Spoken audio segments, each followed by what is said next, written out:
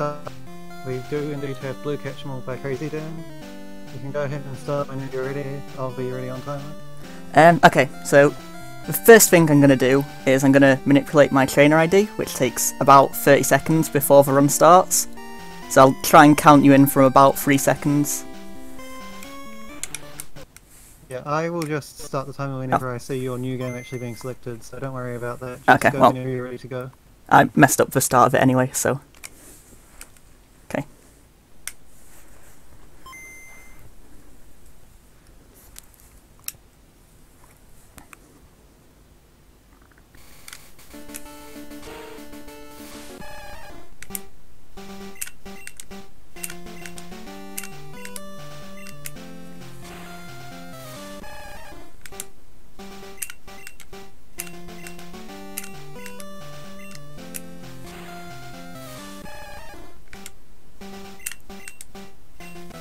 Okay, so this is Pokémon Blue Catch 'em All. I am krazyd4n. I currently have the second best time in this category. I've been running this for a little over 2 years now. It's a very interesting category, in my opinion, and definitely my favourite.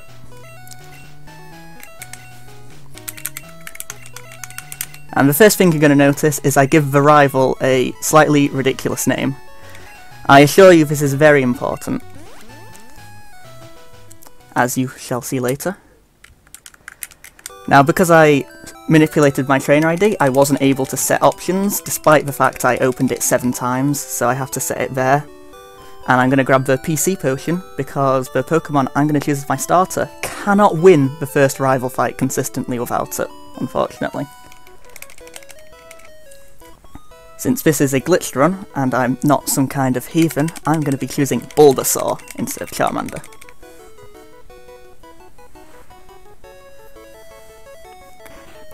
Now, there are several reasons why you could choose any starter in this run, and in fact with RNG manipulation you could actually choose any of them.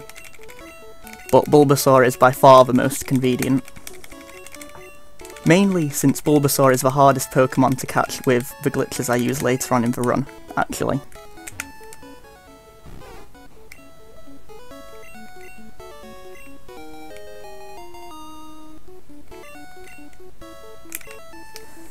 Since Squirtle and Charmander you're going to see me get fairly easily, Bulbasaur would be a massive pain.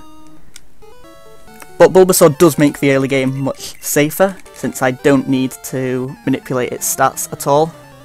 I just need to hope to get roughly 50% chance, and even if I miss that, there is still a 100% consistent backup strat.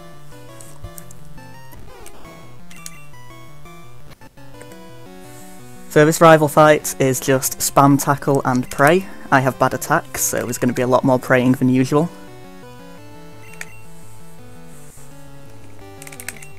And Charmander's using Growl, which is kind of okay, I guess, as long as I get a couple of useful crits.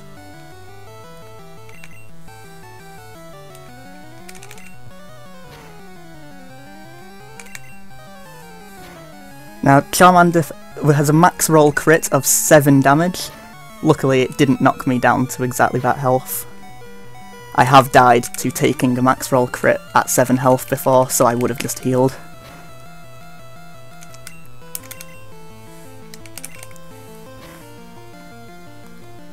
In that case. So now we're finally coming up on the end of this fight. I'm going to check my Bulbasaur's special. It can be anywhere from 12 to 14. Anything but 12 is good. And we got 13. So I mentioned the 50% chance of stats earlier. Having 13 special bumps it up to 75%. So the reason we choose Bulbasaur is because it has the highest special stat, and the first glitch we're going to use in the run, the fastest setup for it requires a Pokemon with 16 special. And since this Bulbasaur has 13 special at level 6, there's a 75% chance it's going to have 16 special at level 8.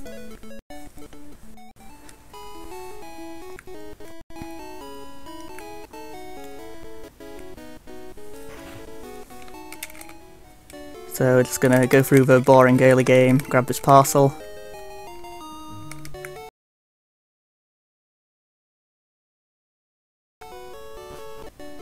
The last time we got parcel in this run, in fact, it does make another appearance later on in the run.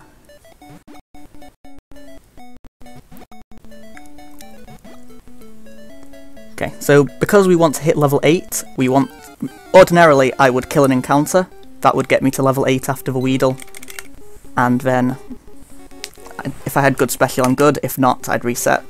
However, since there is a 25% chance of me getting 15 special instead, I'm actually going to kill 2 encounters, which is going to knock me to level 7 where I learn Leech Seed, which is required for the backup strat.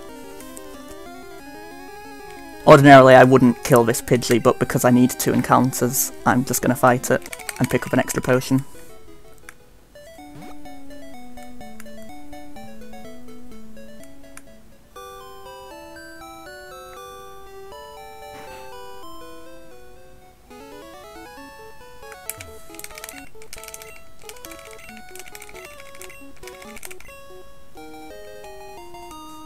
Gift Please, a crazy buffer is a completely different thing.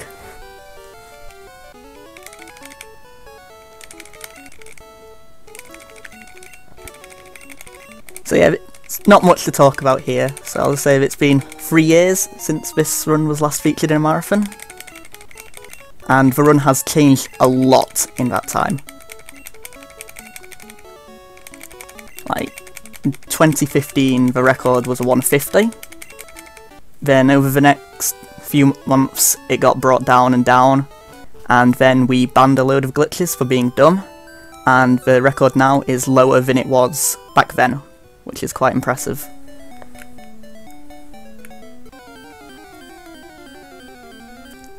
So this run does not use any of what's known as mass farming glitches, which are basically glitches that let you sit in one place and just catch a load of different Pokemon.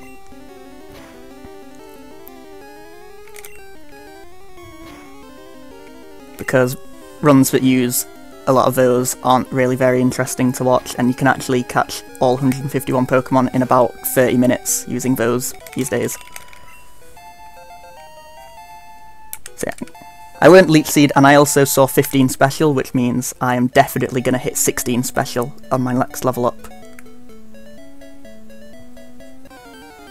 The answer to how are you going to get X Pokemon that I shouldn't be able to, the answer is gonna be glitches.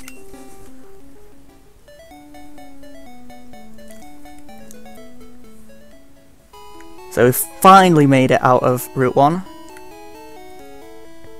And we're gonna go to the mart and we're gonna buy some Pokeballs, because they're useful for catching Pokemon.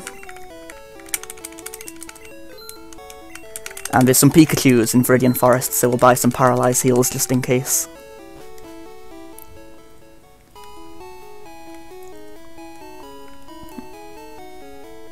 You'll see how I catch the other Pokemon later. I don't want to spoil everything now. I'll have nothing to talk about later. Now I'm gonna heal my Bulbasaur here, just in case I manage to mess up catching this Pidgey here.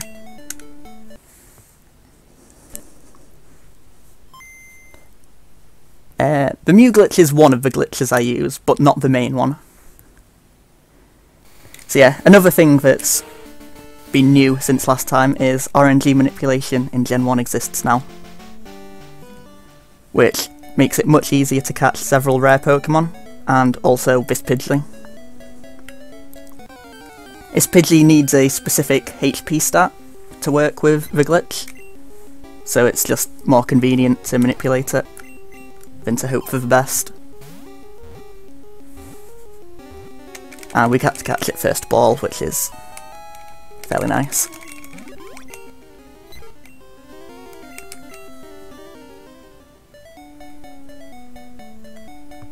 And yes, the colours have returned. One part of RNG manipulation is sometimes you have to change the palette. I prefer the black and white palette to the regular palette, so every time I change the palette that's what I use, but sometimes you have to have no palette and we get and red.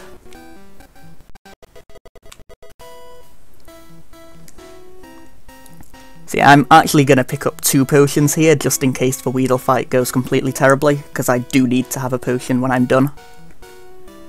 I don't believe I've ever picked up this potion in a 151 run before, so this is the first of perhaps many this has never happened before.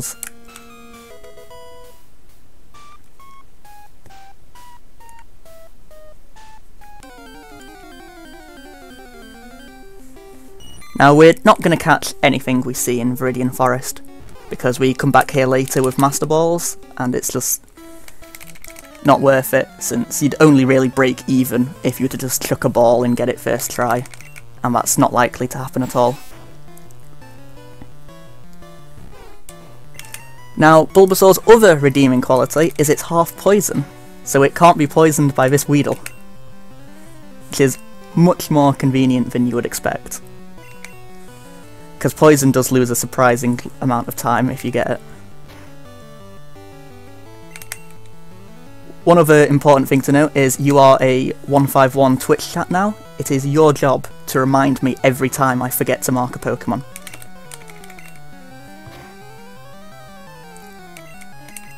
Like that Pidgey that was just sat in the void for a few minutes.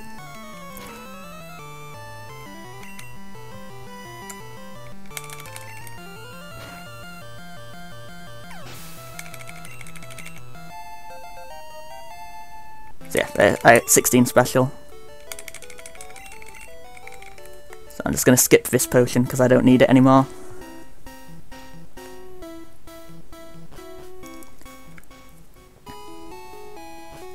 Okay, so now we're coming up to the first glitch of the run. It's a glitch called Brock Through Walls, and it's the glitch I mentioned needing 16 special and a Pidgey.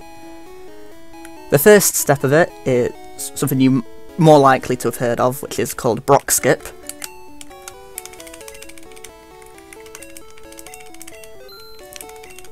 Where when you walk in front of the guy who stops you leaving Pewter City, they disable your directional inputs, but they don't disable start or A. So by putting the cursor on save, I can just save the game here and reset.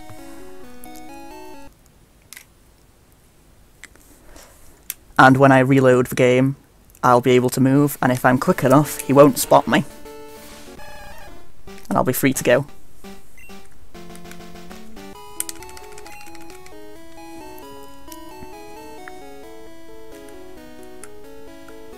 And now if I talk to him from the right, because I have my Bulbasaur and Pidgey, I'm able to walk through walls. So now I'm going to go to Vermilion City, because it's a nice central location where I want to set my warp point. But to do that, the quickest way is head east to Cerulean City, and then south. But, because, as you all know, the world is round, it's actually faster to go west. So I just go all the way around the Poké World. And here we are, Cerulean City.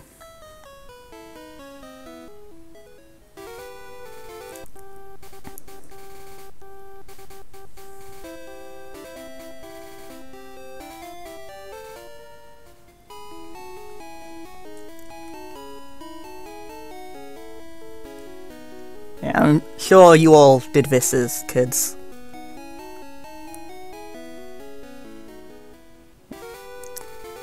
Yeah, while in this state you can't get encounters, so I'm just going to walk through this grass, walk over that guy's head.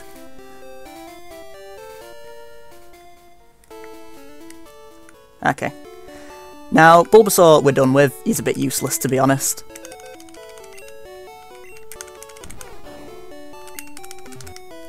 Like, we're not even going to use him to evolve to Ivysaur, it's quicker to just catch another Ivysaur. So, into the box he goes, never to be seen again.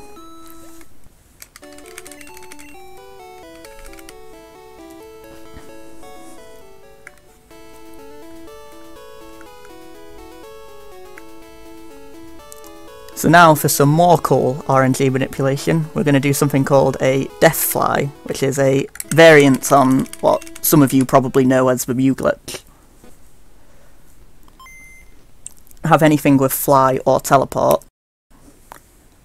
I'm instead going to get an encounter, on the tile in front of a trainer and die to that encounter, and that has exactly the same effect. But that's quite unlikely, so we use RNG manipulation to make it happen. I'm going to attempt to min this Spearow to kill me on the first turn. And I think I messed it up. Ah, maybe I just got lucky, maybe I did it right.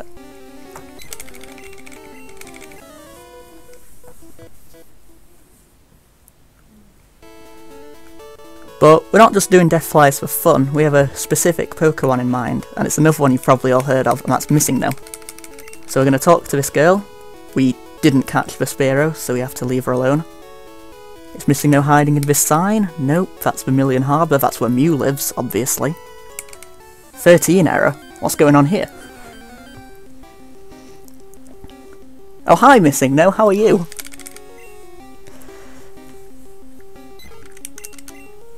So, yes, when you talk to a trade NPC, it loads the name of the Pokemon it's going to trade you into a part of memory that happens to be the same part where it holds the data of the Pokemon you get from a trainer fly. So that allows us to encounter a level 80 Missing No.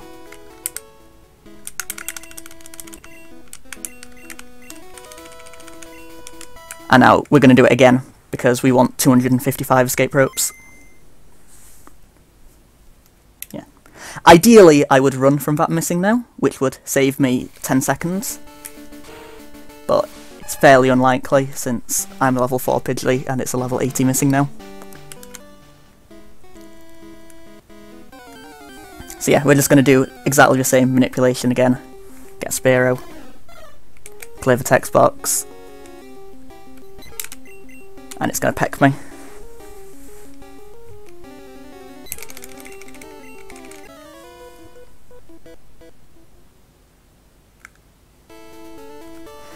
Now this time, for whatever reason, if I talk to that sign again, instead of 13 error popping up, the game will crash, and I would like to avoid crashing the game if possible. So instead I'm just going to open my menu, which is slower but has the same effect.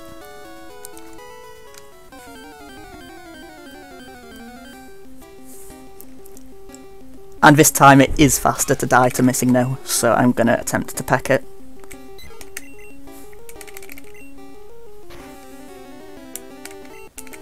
Pidgey, please stop critting. Missing No, please stop missing.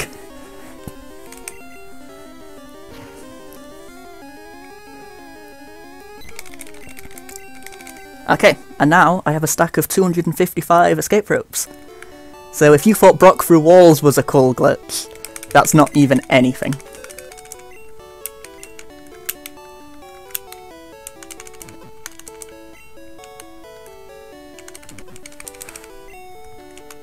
So we're going to deposit some items in the PC. And then we're going to toss a few more items. I now have 1 item in my inventory. I now have 0. I now have -1. This game was invented before we discovered negative numbers, so I actually have 255 items in my inventory now, and I can basically get the game to do whatever I want. So I'm going to give myself some badges so I can use Fly. I'm going to give myself Fastest Text. And I'm going to change the map that this Pokemon Center is currently sat on.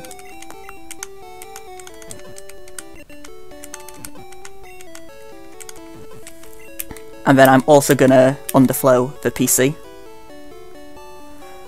And here I can do some other things, like give myself a very large number of coins in the coin case. And set up some more trainer flies, because having to manipulate a death fly every time is fairly slow. And yeah, the PC is right in front of me, I just messed the map up a little bit so the game's a bit confused.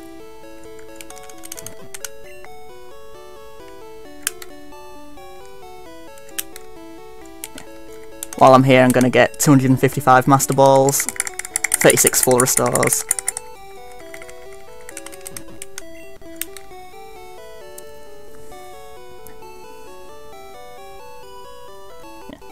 As there's a lot of J items here, which are very laggy.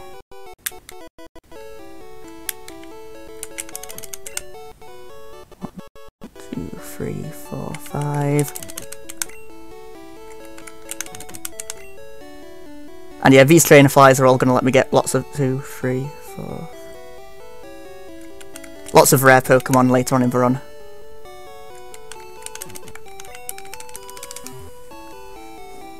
Unfortunately, I don't have item underflow in my main box, in my main inventory anymore, but that's easily fixed. And also, yeah, I'm in Celadon City now. But you all knew that, right?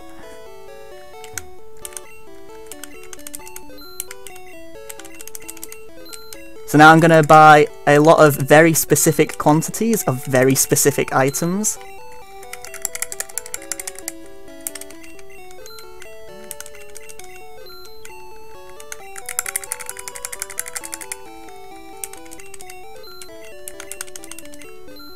This is partly because I'm going to need a lot of these items for further glitching later on in the run, and also the total amount of money I spend is very important, so I can get the Pokéflutes quickly.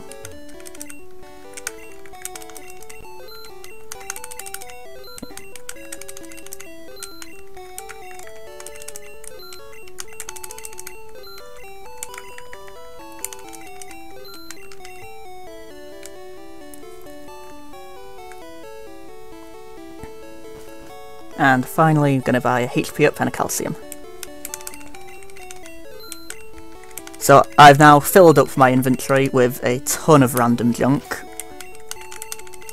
So now I need to toss a lot of Master Balls because I have too many. 1, 2, 3, 4, 5, 6, 7, 8, 9, 10, 11, 12, 13, 14, 15, 16, make sure I can count. I can indeed count. Okay, and now we're back at 255, and we can basically get the game to do whatever we want now. And obviously, I don't know about you, but if I was given infinite power over the game, the first thing I would do is get a bike, which I've found down here, and ride it indoors. So yeah, I'm just going to swap a load of items around so they're in more convenient locations for later on in the run. And also going to get myself some rare candies, they're quite useful for catching Pokemon.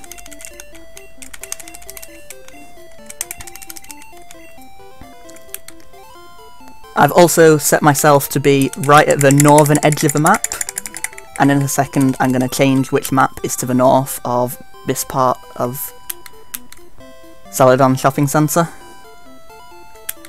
And I feel like visiting the power plant, to be honest. You can't hear the music, but just trust me, I'm in the power plant now. Input lag, please. So just a tiny bit more swapping. And we're going to go catch ourselves a Voltorb.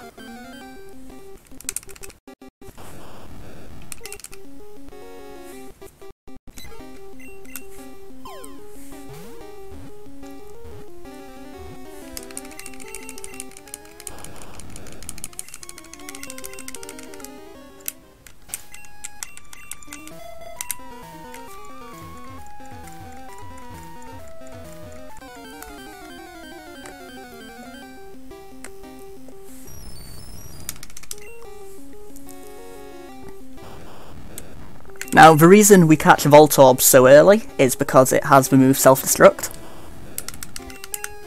Oh, I didn't actually want to run there. Oops. Mashing the game too strong. So then I can Rare Candy it, and I'm now in Red Bar, which even you non-glitched runners know is very fast, and so very good.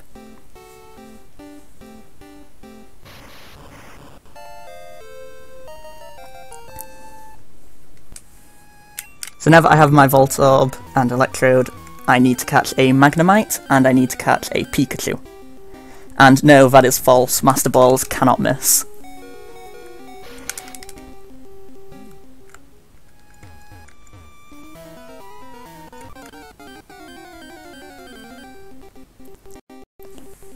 And unfortunately, I appear to be getting a little bit swarmed by some Voltorbs here. Now there is a trick called desum manipulation, where basically the encounters in this game are like on a giant wheel that goes round and around. And by seeing which encounter you just go away or and try to fit cover things, I'm quite bad at that. So you're going to see me attempting it, and then saying this is going to be completely off, and then it'll be it, so... Or I could just get lucky and catch everything without it.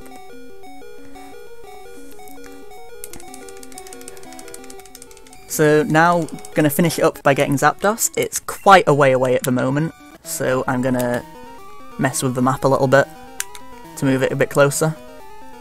And I'm also gonna grab these Helix fossils that I made earlier.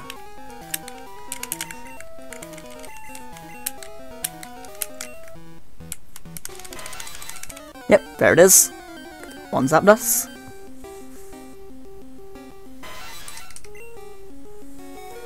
I didn't catch Magneton, I accidentally ran away from it, because I'm bad at video games. But it's fine, there's a super easy one to catch later.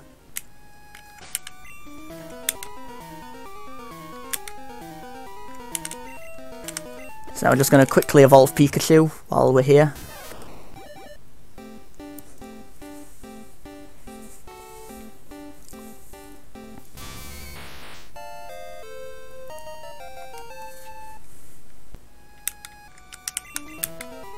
And then we're going to swap these Pokédolls down for an Old Amber. And a H02. And now, the next glitch we're going to use in this run is a glitch called Text Pointer Manipulation, where we swap an item into that slot where the Pokédolls were,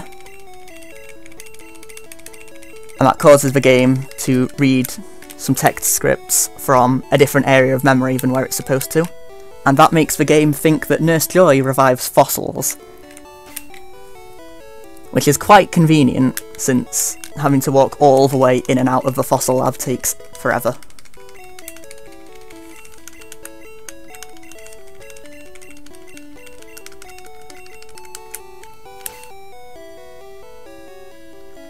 Unfortunately, we do have to swap the item back and forth a few times, but it's well worth the time to do so.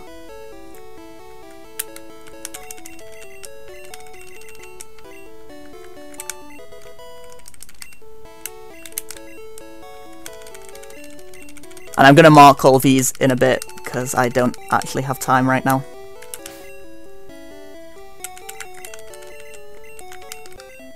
And we're going to once again ride our bike indoors, because Professor Oak can't tell us what to do.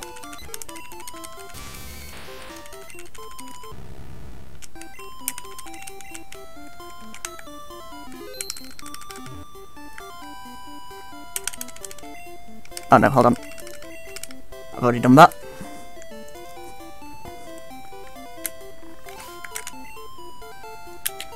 So now, we're going to do another text pointer manipulation, this time using the 93 Pokédolls, and that's going to make this sign spew out a horde of EVs. I could get as many as I want, but I'm going to be sensible and only get 3, because I'll run out of box space otherwise.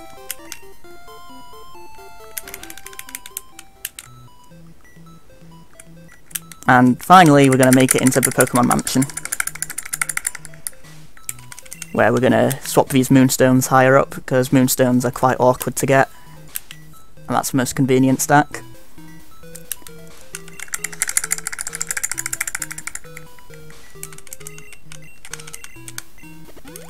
Okay, finally a bit of downtime. Mark all the EVs and fossils. Yeah, if you have no idea what's going on, that was basically my reaction when I first saw this game. I swear it starts to make sense once you ran it a couple of dozen times. And yeah, I've marked things now, calm down. So yeah, here we are going to want to catch a Ponyta and a Grimer. And if we're lucky, we might find some Coughings, Mucks or Weezings. We don't really want to catch Vulpix later, so it would be a complete waste for it to appear here.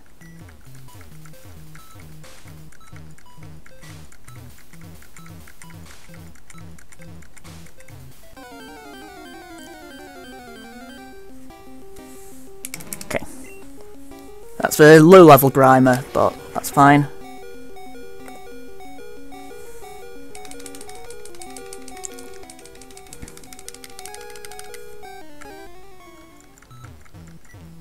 That's probably another Grimer. Yeah.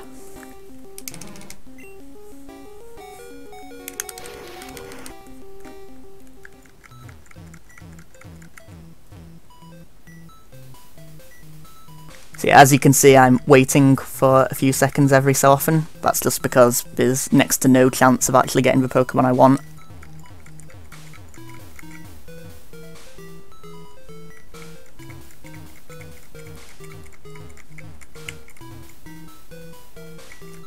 Unfortunately, you still can't guarantee actually getting an encounter, so sometimes you just end up bonking forever.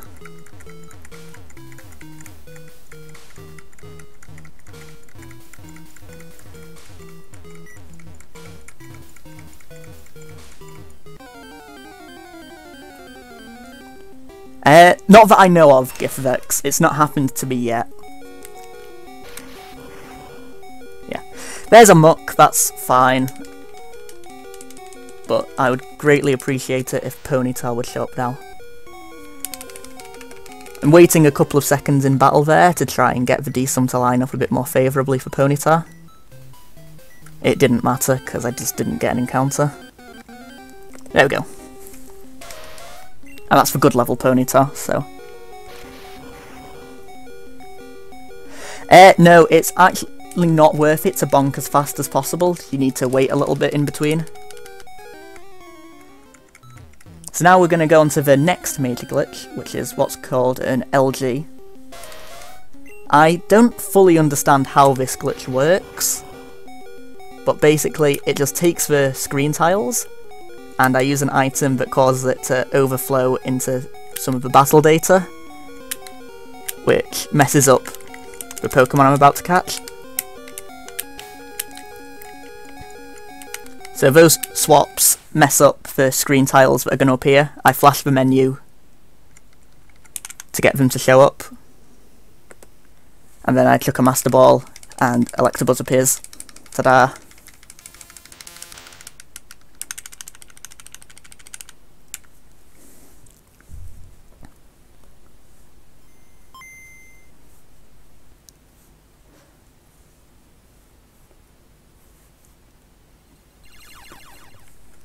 So now I'm going to catch myself a Weezing, because, again, there's a Coughing that's really easy to catch later, so it's quicker to just catch the Weezing here, and then the Coughing later.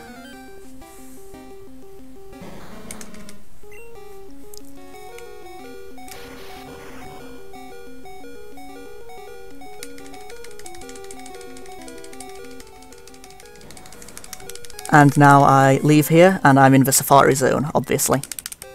Now, the Safari Zone, as I'm sure you can imagine, is, well, it was the worst area in the game, because you're not allowed to use Master Balls there. But by swapping this TM17 with this Pokeball, that changes the map the game thinks I'm on, from the Safari Zone to Lavender Town. And as I'm sure you're all aware, Lavender Town is not in the Safari Zone. So when the game looks at the map, it's going to go, yeah, okay, Master Balls are allowed here. So when I encounter this Paras in a second, it's going to go into a normal battle. But unfortunately, when I catch the Paras, ordinarily it would then say I'm in Lavender Town and warp me there. But by using 9F first, it puts the game in the weird state where the battle doesn't end after I catch Paras. And then if I reset the game, then the game never updates the map. So it's still not sure if I'm in the Safari Zone or Lavender Town, so it's going to still let me use Master Balls, but also still give me Safari Zone encounters.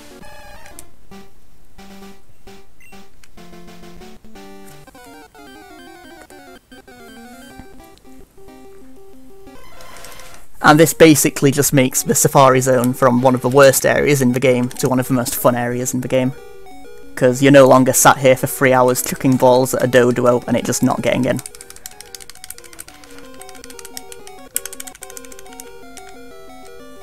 So I'm going to catch 4 Pokemon here.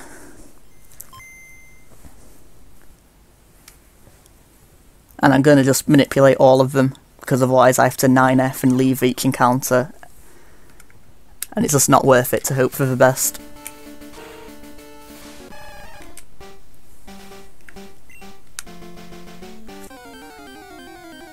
Which is why I'm able to mark each Pokemon before the encounter even starts. I already know what it's going to be.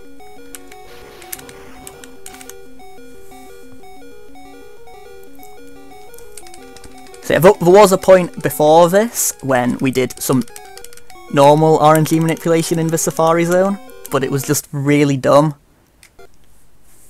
Since you had to change the options so you didn't have fastest text anymore, and then you have to reset it later. And then you still had to clear a 4-frame text box, and no one wants to clear 4-frame text boxes if they don't have to.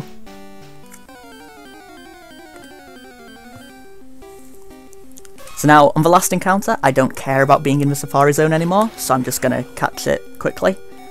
And this will warp me to Lavender Town. And earlier I mentioned I set up a load of trainer flies. One of those is on Route 11, which is to the south of Lavender Town. So my menu opens here. And because I manipulated that Nidoran, I know what its special stat is going to be. And its special stat is going to correspond to a Pokemon that is Red exclusive. And that Pokemon is going to be Cypher.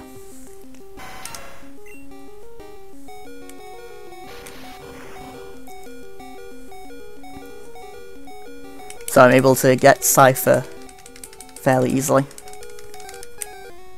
And now we're back in Pewter City, so I'm going to visit my good friend Brock Guy. I'm going to use an item called Cancel.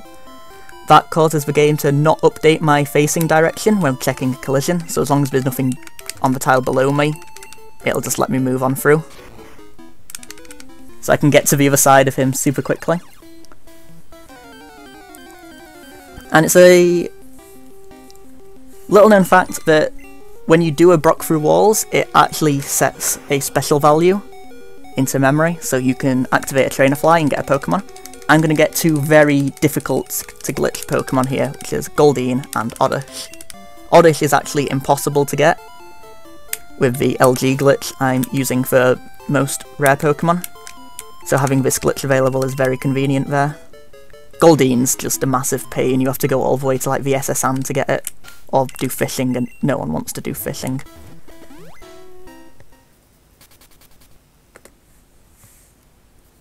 And yeah, it's very high level.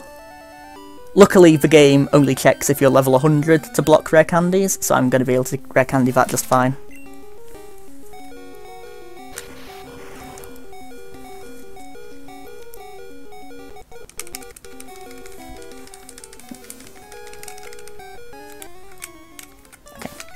And now that we're near Celadon City, we're going to bike over here. This is the place with the highest level of Meowth in the game, which is the main reason why we're here. Here we're going to want to catch a Meowth and a Bellsprout, not a Pidgey. Pidgey is useless, I already have one.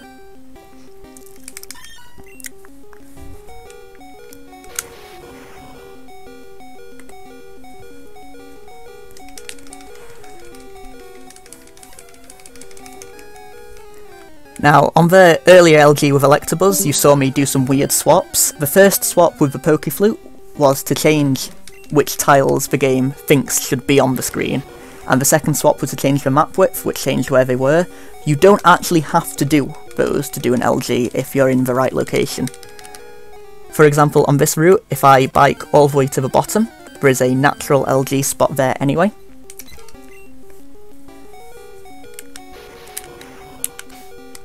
So if I bike down here, flash this item, and then throw a ball, I'm going to catch a Mankey. Which is quite funny, I think, because if I was playing on red, I'd be able to catch Mankey normally here.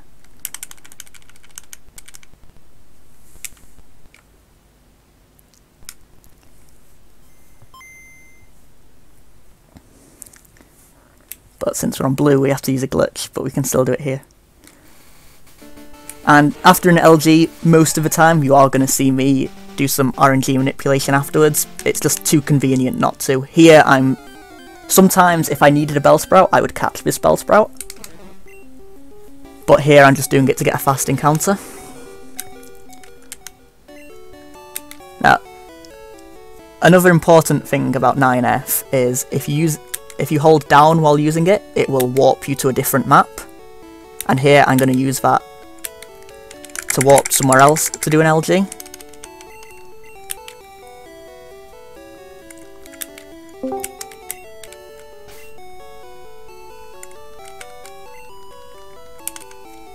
And this is going to give me a Dragonair.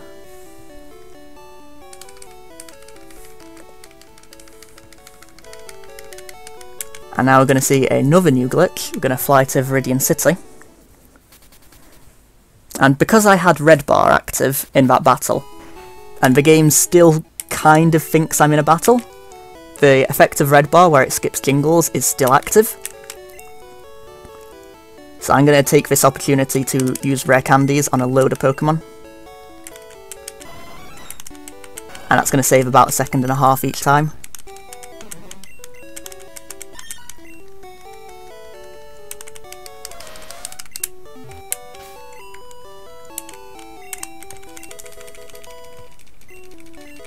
As you can see, the game continues pulling up the stats and closing the menu even while the jingle's still going on.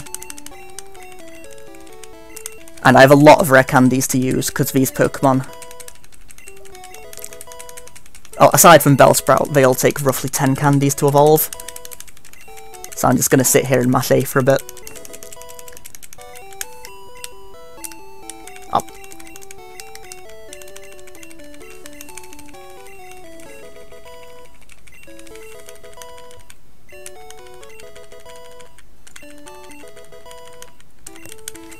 You'll also notice that I'm candying each Pokemon to be within 1 of evolving, and that's because as soon as a Pokemon evolves it's going to end the glitch, so I want to get as many rare candies out as I can before that happens.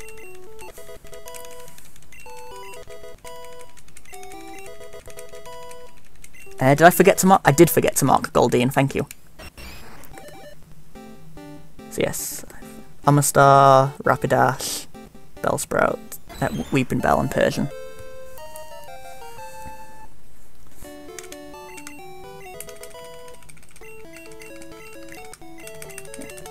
If I'd gotten the level 22 Bellsprout, it wouldn't have tried to learn Stun Spore, which is convenient, but what can you do?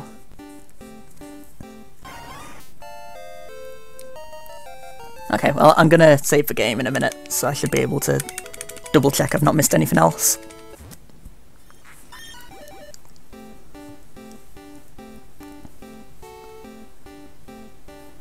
Okay, so this bit's a bit of just a boring evolve everything. So the next area of the game is Cerulean Cave, which is probably the place where you have the most control over what you want to do with your run, but also the least control because it does all come down to encounters.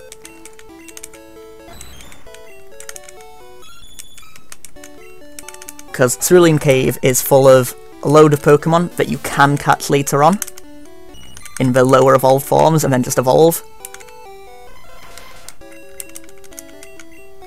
But it is faster if you can just evolve them here, if you just catch them here. So runs can live and die as Cerulean Cave demands it. I'm going to skip evolving a few Pokemon in that box, because it is quicker to come back to the box later when I have more party space. But I am going to quickly grab everything that evolves with a Leaf Stone, because I need to get rid of all my Leaf Stones, and I have a spare slot, so I just grab Goldeen as well. And yeah, because I'm not near Leaf Stones at the moment, I'm going to evolve the actual Leaf Stone Pokemon later when I scroll past.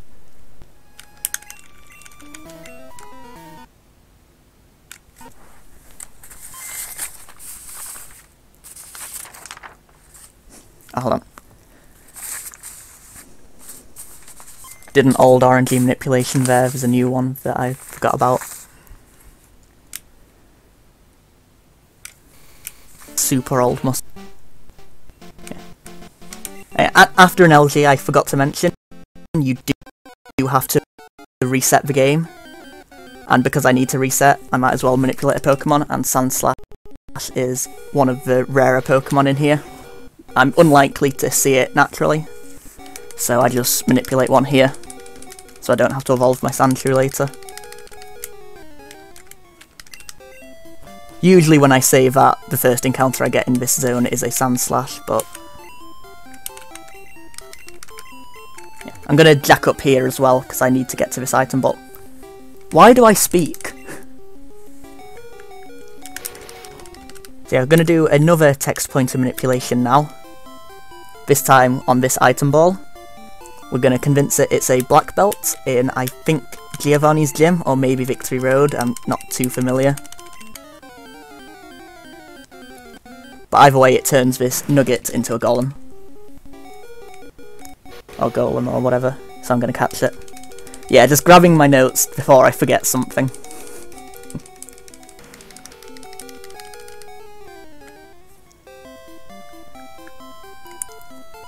So yeah, on this floor, I'm looking to catch 2 out of Venomoth, Dodrio and Kadabra. Electrode is pretty much the worst encounter, because it outspeeds me and can kill me.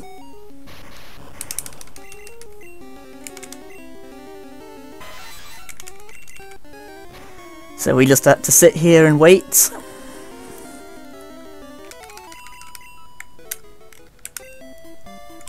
we're gonna candy back into red bar.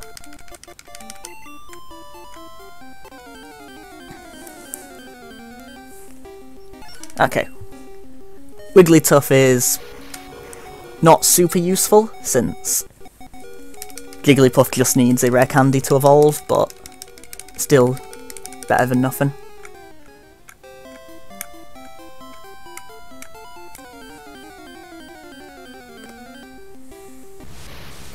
Okay, there's Kadabra. I'm not gonna sit here and grind out Venomoth and Dodrio forever, because I can get them later, and don't want to go overestimate, but it is worth searching for them. Yeah, I'm not gonna go for the third. But yeah, no. Venomoth is the worst of the 3 to get, because Venonat only needs 1 candy later, but...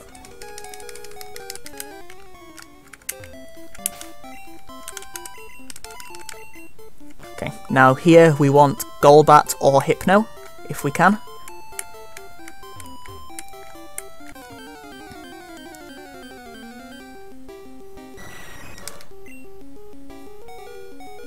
Okay, Golbat's the nicest one to get, because it means we can catch a nice, easy, low-level Zubat instead of trying to find one in Victory Road. The high-level Drowsy is easy to get. So now we're just gonna Leaf Stone V's free.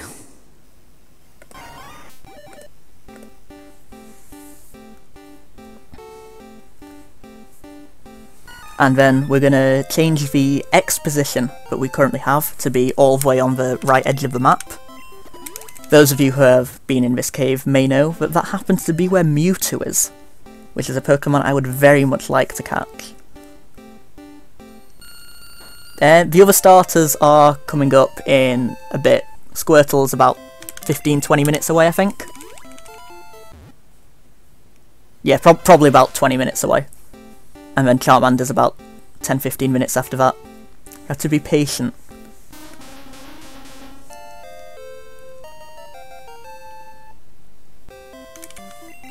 And that's all free. Last count. So yeah, we need to get rid of all our Leaf Stones, so...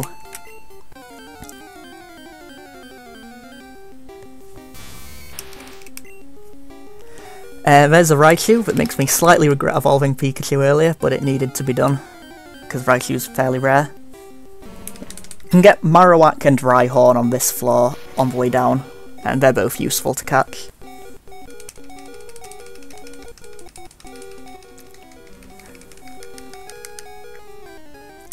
Oh, missed Mewtwo. Damn, if I'd gotten Rhydon, I could just played it off, but... Jingle skip, that's what I was going for.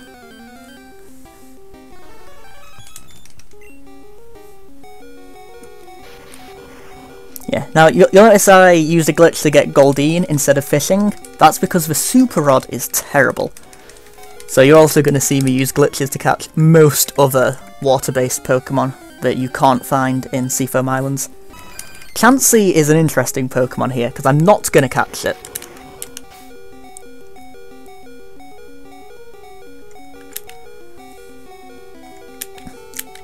I'm going to do another... Oh.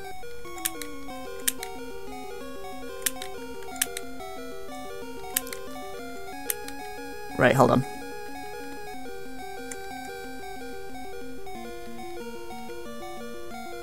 I'm very confused right now. Right, hold on. Right, you go there. No, you don't. Right, hold on. I've messed everything up here.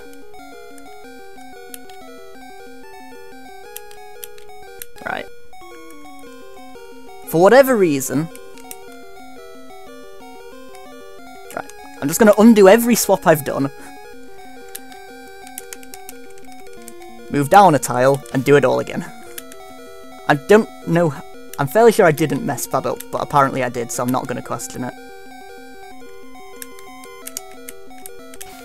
I think I just got some directions a bit confused.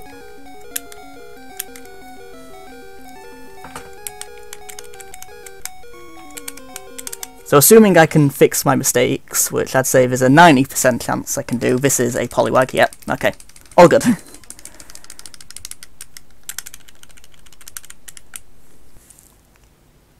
Yeah, I think I just got up and down a bit confused. Happens to everyone. Luckily I've made enough stupid mistakes running this game that I know how to fix most of them by now. Now the reason we ran from that Chansey earlier is so we can catch a different Chansey now. Because we manipulated this Chansey, I know its special stat. Its special stat is 149.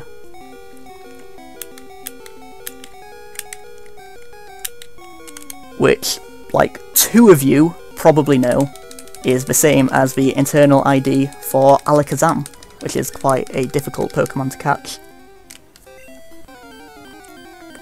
So this should give me a free Alakazam.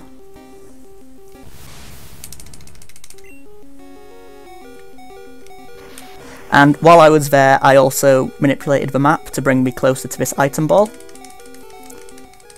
And the glitch I did in the middle of that battle is called a Crazy Warp, where you change your map ID in the middle of a battle, and when you come back, all the item balls will instead give you Pokemon, for some strange reason. It only works if you warp to specific maps, but this map happens to be one of them, so I get a Magneton for free. And now I get to fly away to Vermilion City, and we all get to pretend that that split never happened. At least the end bit of it.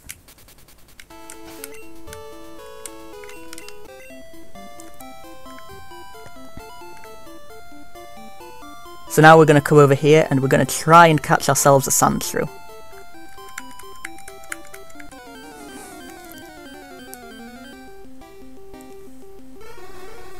Now because I don't have Hypno, I actually don't want to catch this Drowsy.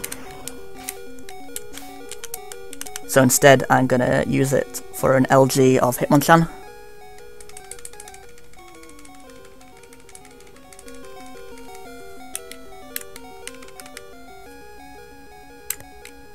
And then I'm going to do an interesting glitch where if I use 4 on certain tiles, I get a Metapod encounter.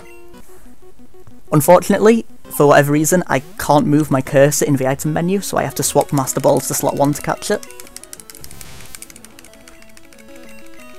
But now I have a super high level Metapod and don't need to worry about evolving Caterpie.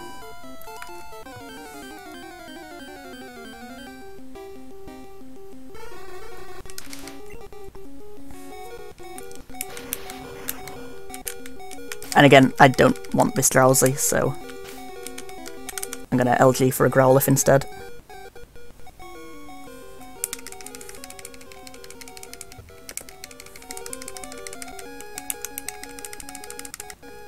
And then I'm going to talk to this trainer. Now, an interesting thing I discovered while doing a 151 run half asleep a couple of years ago is if you do an LG, then talk to a trainer, and then attempt to catch his Pokemon, he will get so angry he will instantly quit the battle.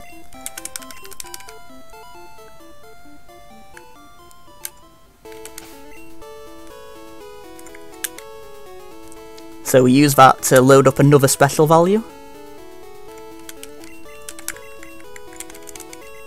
This one, corresponding to a trade evolution that we can't be bothered to do, which is Mr. Mime.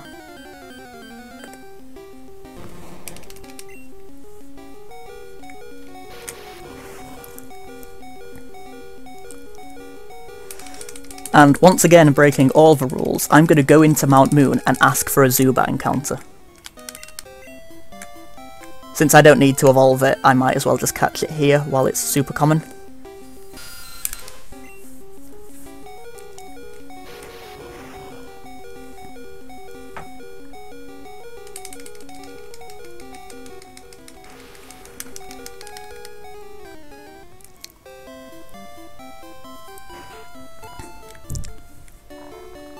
So now I'm going to withdraw the Poliwag, Growlithe and Metapod that I just dumped in the PC so I can evolve them. Oh.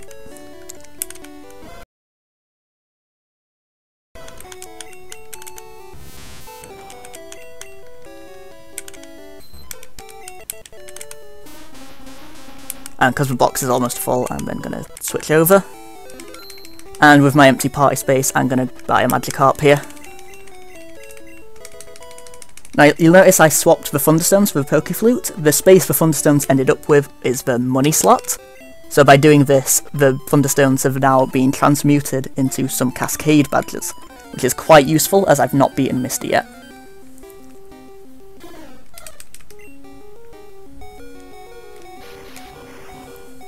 So yeah, I'm just going to catch this Spearow because I don't have one yet. And it just gives me an extra chance to get a Jigglypuff encounter normally, instead of having to RNG minute for it. In theory, I could have desummed for it there, but I've removed the desum chart for that from my notes because I never need it.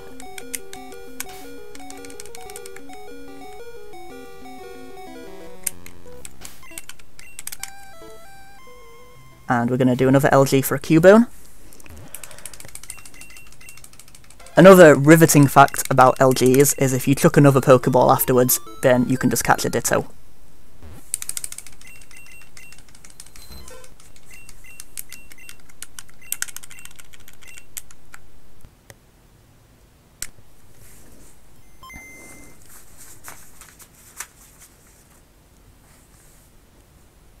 Yeah, no, this is easy sub 150 pace. I'm a few minutes behind my PB, but that's to be expected.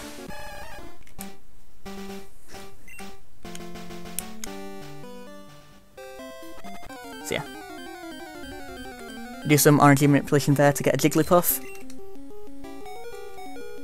The reason I have to wait in the menu a while is because desum is still actually important for RNG manipulation. When you reset the game, it does go to a fixed point.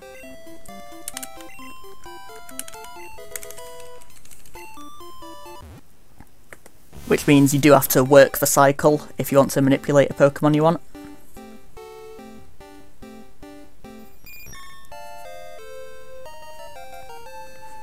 Yeah, if I'm going overestimate, I'll just find some glitch to mess with the in-game timer and make sure it comes under 150.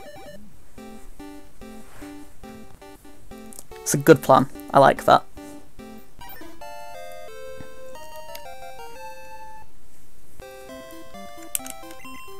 So yeah, I'm just going to quickly evolve everything in my party except Magikarp, because that needs a lot of rare candies to evolve, so I want to wait till I have Overworld Red Bar activate. I also need to toss those down for 13 for later. Not used to having Butterfree there. Catching Metapod there is actually something I added last night, because I realised it's probably faster.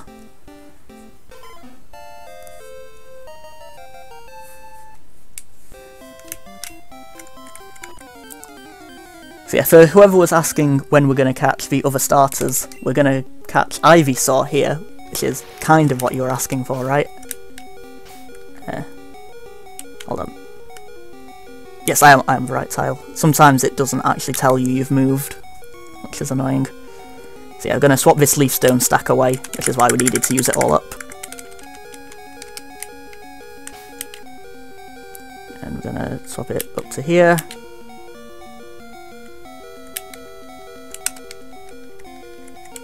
And that should be an Ivysaur. Yep.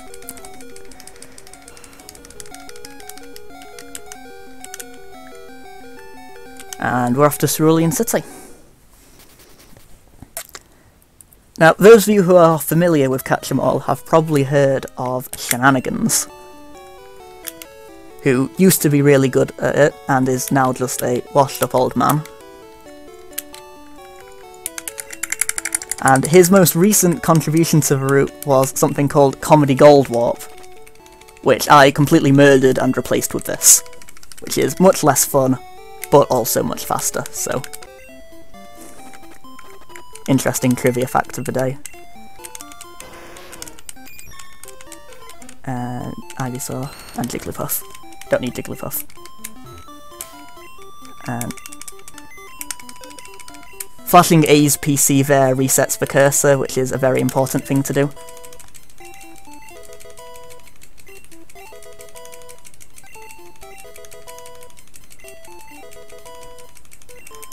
So yeah, again, we use text pointer manipulation to think Nurse Joy works in the fighting dojo, and since she doesn't have any Pokemon, I automatically beat her and get to choose a Pokemon, and since I caught Hitmonchan earlier, she just gives me Hitmonlee, because she knows I don't want any duplicates, except Eevee.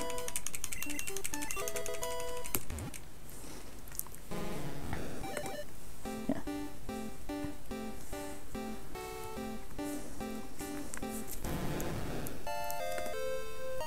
And while we were there, we also changed the outside map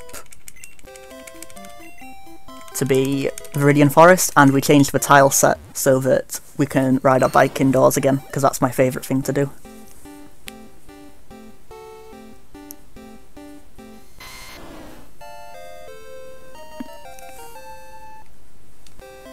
So now we've evolved all these, we're going to put them back in the PC,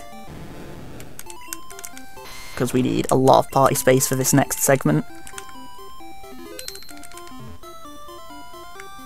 And Viridian Forest. Now, Viridian Forest is one of the most annoying areas of the game, because it has the lowest encounter rate ever.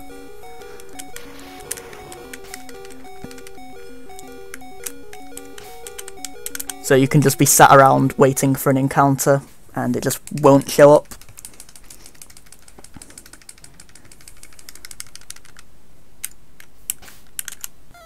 Also going to encounter a couple more Metapods, because it's faster than saving and resetting.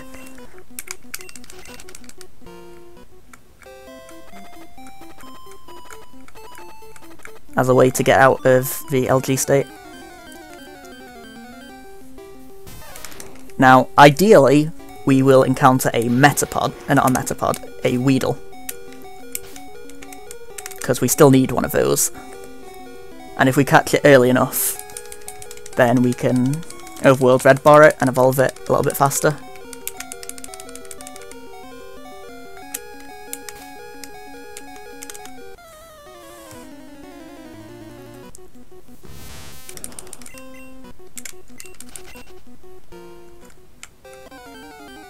Okay, this is a good tile. We also do need to catch a Caterpie at some point, but I'm delaying that for as long as possible because I want some other Pokemon to go to party. Since I do only have a few party spaces open. 30, 40, 51, yeah, 52.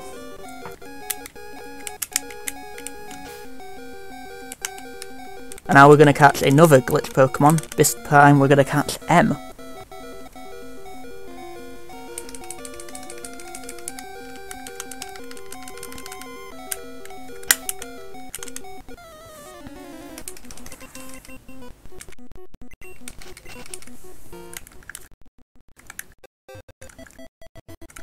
Right.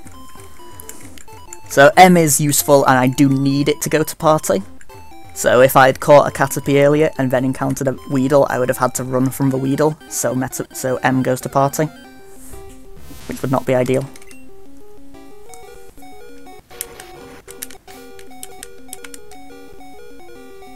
And while we're in this hidden areas,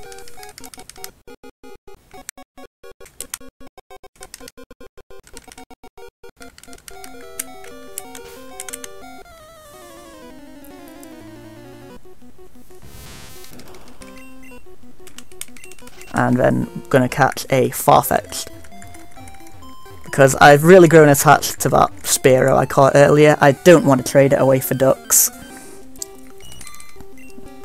Yeah, and since my party's full, there's no reason not to catch this Caterpie now. Except if I want to lose a lot of time. Yeah, I'm getting rid of all the bugs here.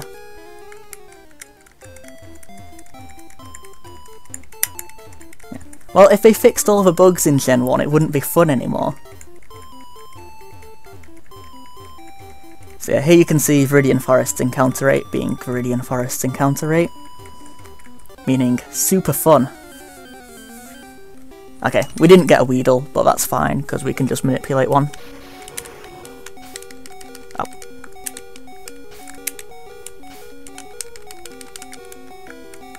Oh.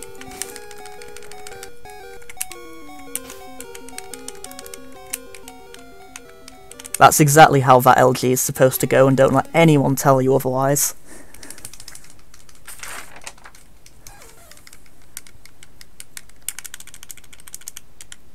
Okay, 74, 74.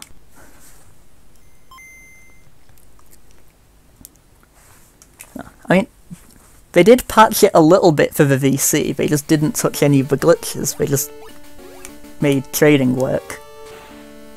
If they tried to fix all the glitches, it wouldn't get released any time this century.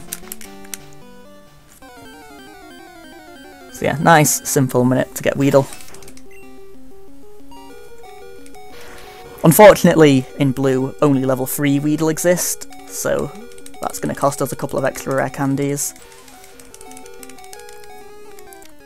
And now, the moment you have all been waiting for, we are going to catch a starter Pokemon.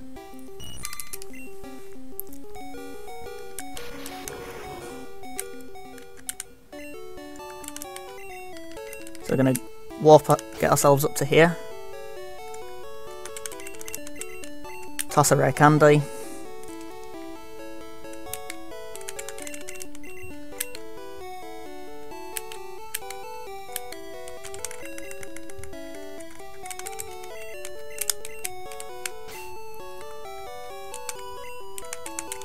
Mess the map up a bit. And ta-da! A Squirtle arrives.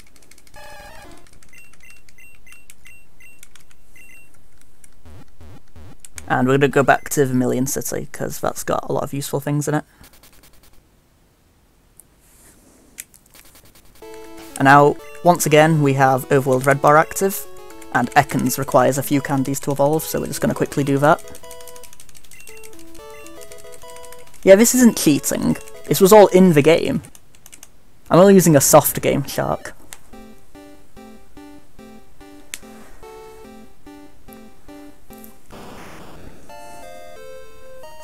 We're not going to evolve anything else, because we do need to evolve M at a specific time. So we're just going to bike over to Diglett's Cave, and like with Sandslash, because we need to reset, I might as well do some RNG manipulation. And I'm just going to manipulate myself a Dugtrio to save time evolving Diglett. There is a place I could generate a Metapod encounter that would be faster, but only if I was to encounter a Dugtrio anyway, which never happens, so.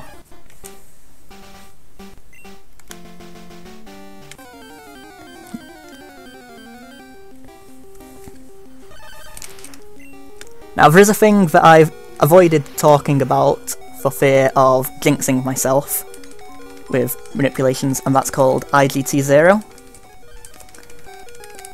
which all manips in Gen 1 have a very small chance of failing randomly. and the one coming up next, usually if I'm at IGTs, you can just save and try again. The next manipulation I do, I cannot do that, because if I try and resave, the game will crash. So I could very much appreciate it if the next manip would work just as well as all the others have.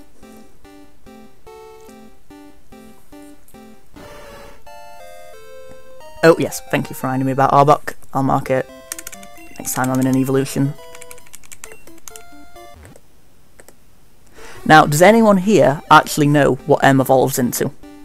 There aren't any prizes available or anything. Just an interesting question.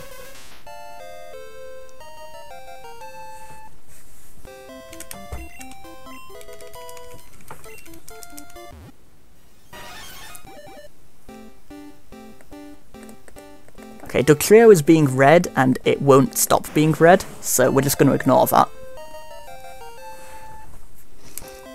Okay. And now that I've evolved M, I'm going to get an encounter. As you can see, the sprites are reversed, which is perfectly normal. I'm going to use 4 and throw a ball, and that wasn't a Diglett, that was a Horsey.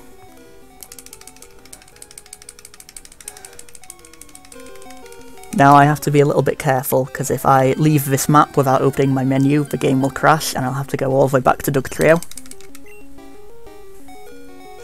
But luckily I'm good at video games sometimes.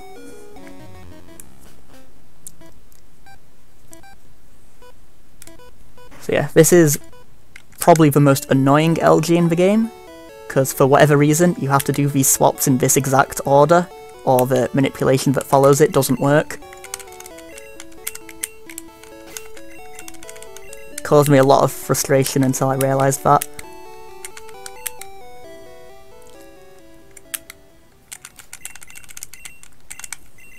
Okay, and now we have ourselves a Lickitung.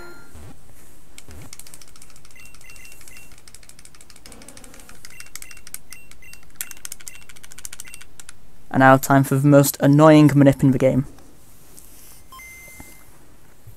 Now, we're going to manipulate a Ghastly encounter, which seems a bit pointless, since Ghastly is a very common encounter in Pokemon Tower, which is obviously where I am now. But we do this because we can manipulate it on a specific tile, which is this one, and have a specific special value, which is going to get us another difficult to obtain Pokemon. What? Oh! Yeah. I'm an idiot and forgot to do stuff, but luckily that's the kind of mistake that doesn't matter. Obviously, because I'm in Pokemon Tower, I can't throw Pokeballs, so I have to change the map a little bit first. So now I'm on Route 21, I believe? I don't actually know. But we should have a Magmar now. Yeah, perfect. If you have any questions, I can try to answer them. I just can't guarantee I'll notice them.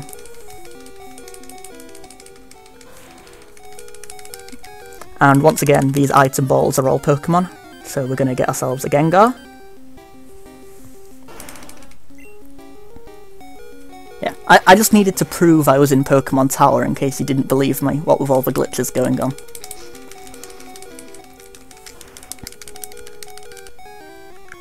We're going to catch ourselves a Vulpix.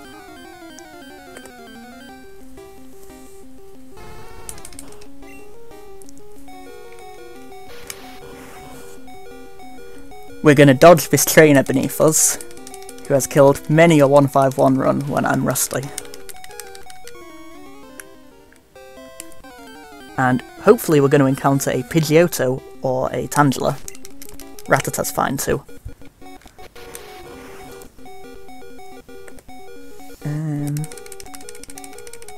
No, 21 rats. Bad for D-Sum.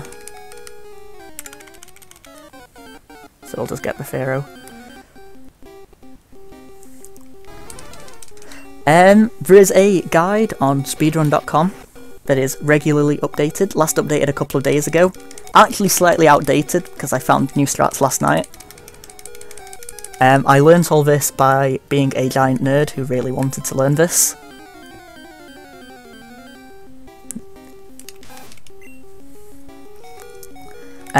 Glitches are found sometimes through someone looking through the code, sometimes by just doing random shit and having stuff happen.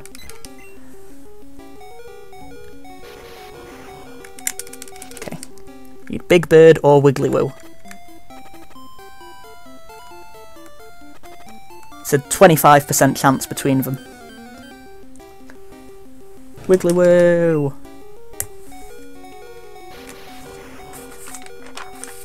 Okay. Get your keys of W's in chat.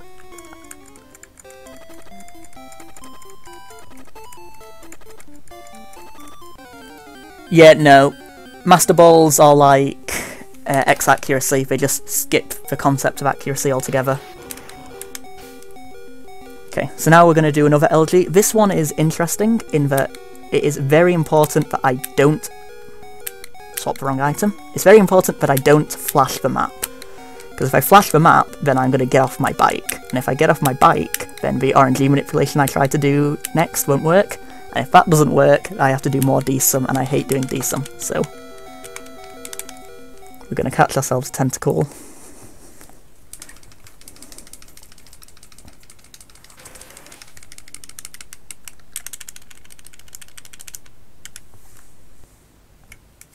And then we're going to manipulate ourselves a level 32 Pidgeotto.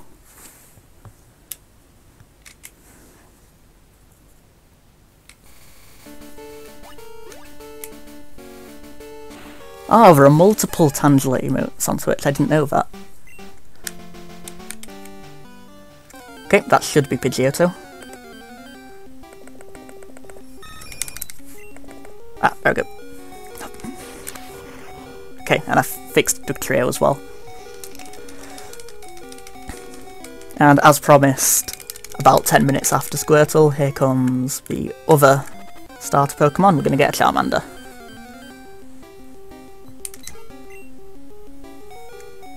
I hope you brought I hope you brought Burn Heal, because I sure did.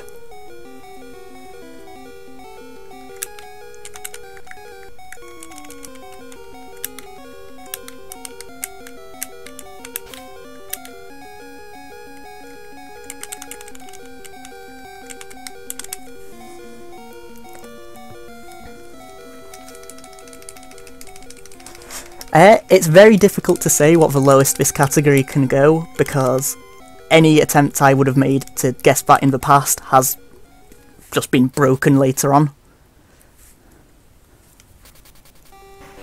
Currently, like, a perfect run would probably be somewhere around like 135, 136, but perfect run's very unlikely to happen.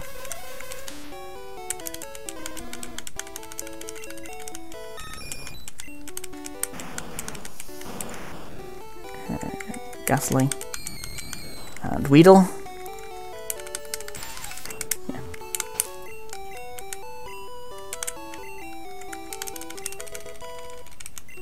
Once again, we have Overworld Red Bar, so we're going to withdraw all our Pokemon that need multiple rare candies.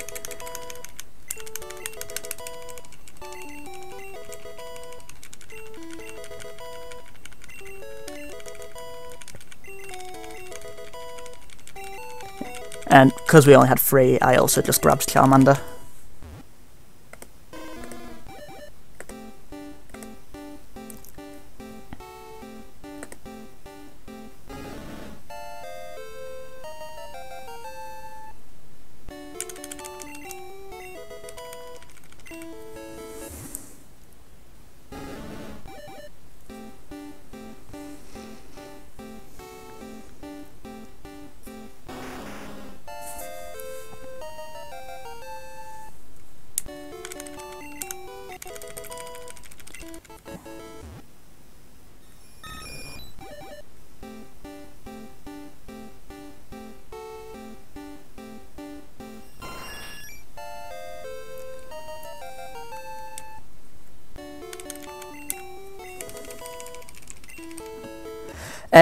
My sum of best is like a 129, but a lot of that would avoid catching Pokemon, because sometimes I catch it on split A, sometimes I catch it on split B.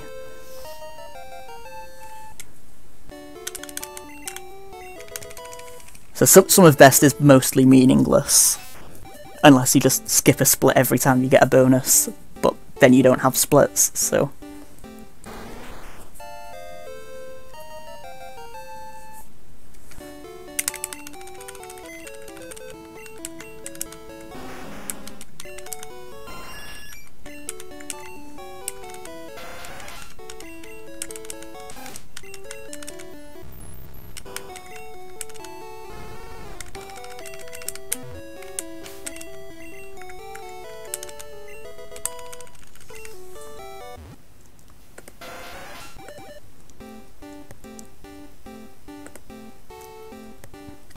Squirtle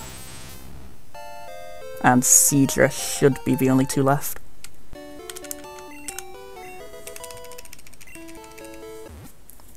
Yeah, evolutions are split up throughout the run quite a bit.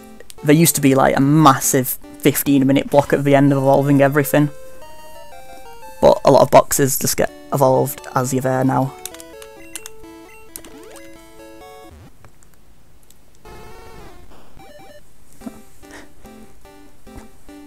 Yeah, no, I mean, I have splits for like each area, and then I also have a note next to it for how many Pokemon I had in PB there, so I can tell if I'm like ahead on time but behind on Pokemon. Oh.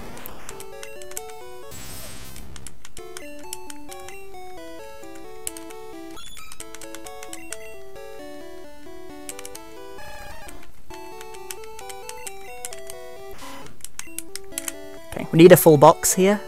And we also could really do with having Kakuna with us.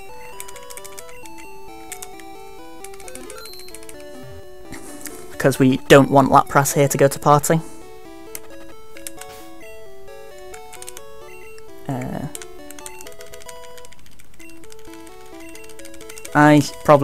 Well, I'm just going to finish evolving it now, it's not worth waiting.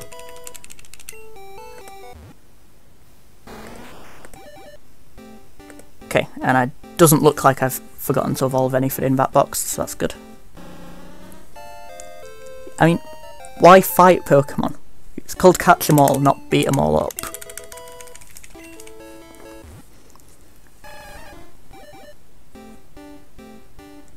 I'm like, technically if you wanted to, you could do this as a pacifist run, and just not do any damage to anything.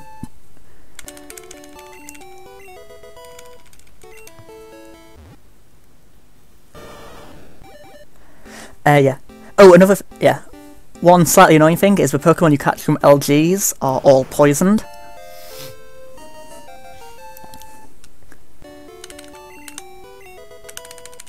I actually want this to happen because the RNG manips I have, they depend on whether or not you have poison Pokemon in party, and I've just rooted them out to have that since it's convenient.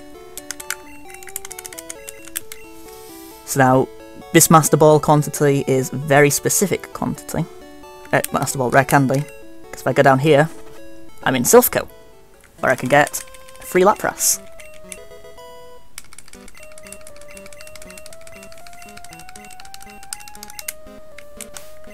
And here we get another option for what to do after an LG, is if you receive a gift Pokemon while having a full party, that also removes all negative effects. I honestly don't know why. I just accidentally discovered that it did.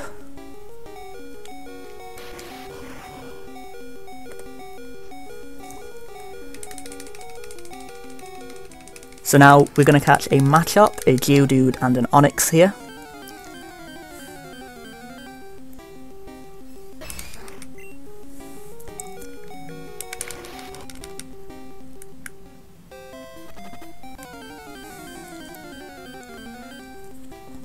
No, Blue only notices you when you go on certain tiles at the top of that area, so I can just walk right in front of him and he doesn't bat an eye.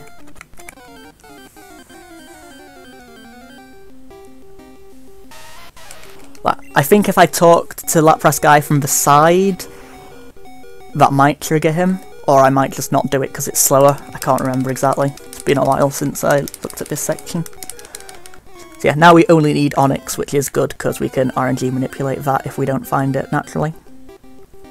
Cure is called the Mew glitch, though I probably do it a little bit differently to how you used to do it.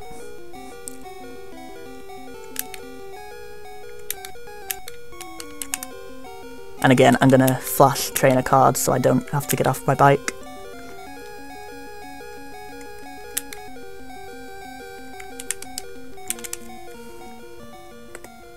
And yeah, that gets me a Mew.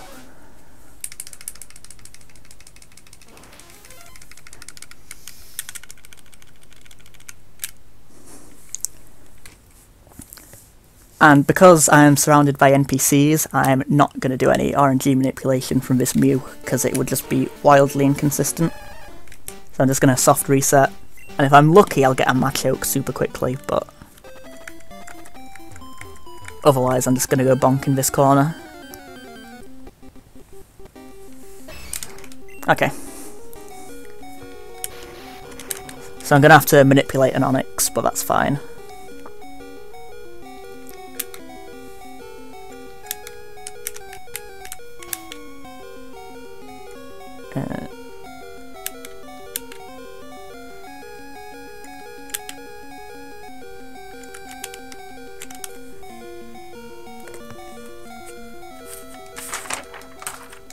Hold palette.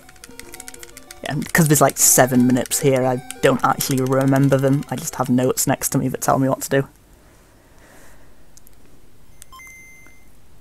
Favourite Pokemon? I honestly don't know. I don't really have favourite things with a lot of things.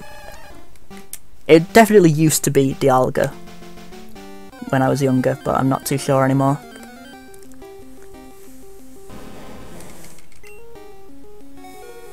We're going to do another crazy warp, this time with the Cascade badge. To there, to there, and we're also going to put this leaf stone back where it belongs.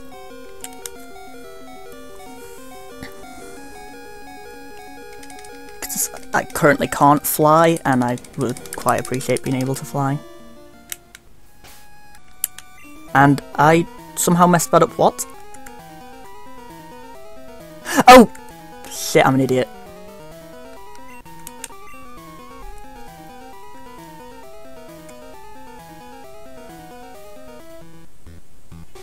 Right, okay.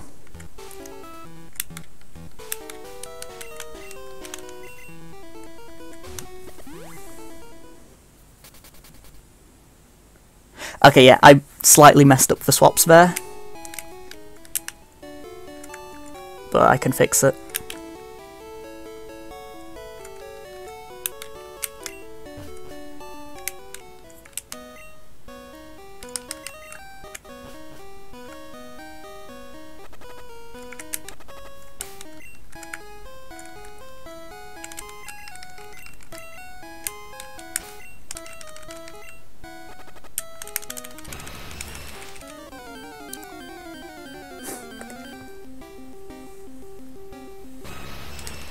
Yeah, I swapped with the slots one further down than usual, which broke everything.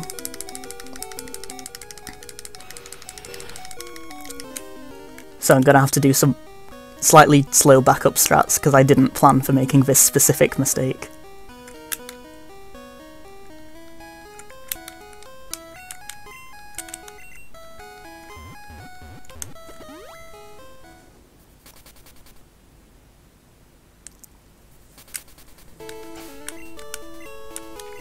Oh, right. If I go to like here, I think.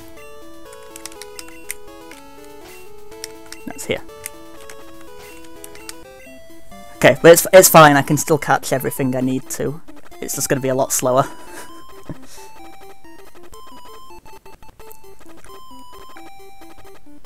And I need to take care not to hit that optional, because he's not usually going to be there, but he is now. Okay, so now I just need to catch a Sandshrew.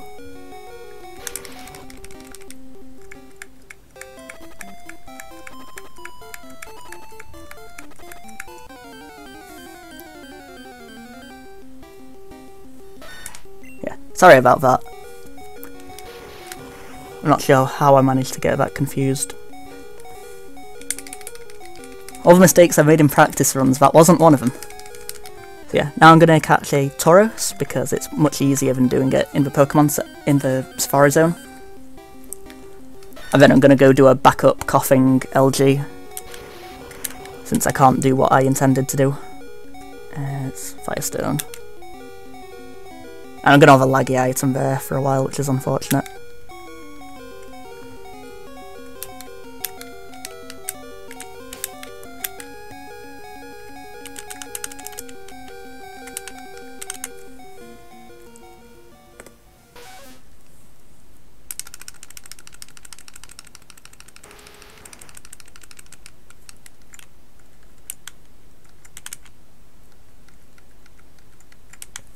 So now we're going to revisit Lavender Town, which we weren't supposed to do.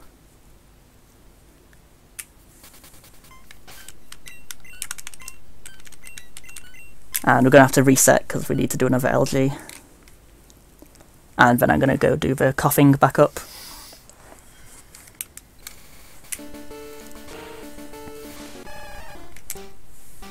At least, assuming I can remember where it is, it's been like years since I've had to do it.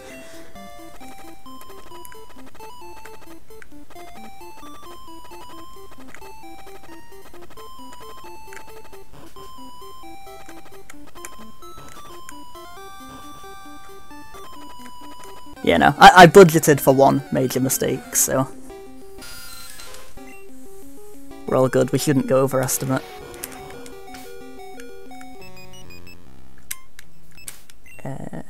Yes, this tile. That should be coughing.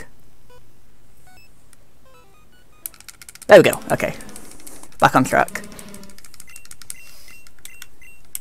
Now we're going to go where I intended to go, which is Celadon City. Okay, we only lost like 3 minutes, that's fine.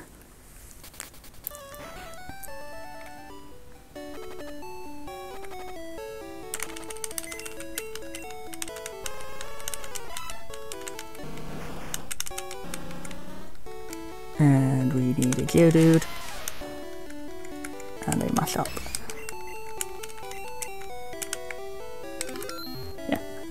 And now we're going to use, again, Overworld Red Bar. This time we're going to go to the game corner, where because we have Overworld Red Bar we can skip the jingles of buying Pokemon. Which makes it a lot faster. And it also fixes the LG state for us. And because we have all the coins, we can just buy everything.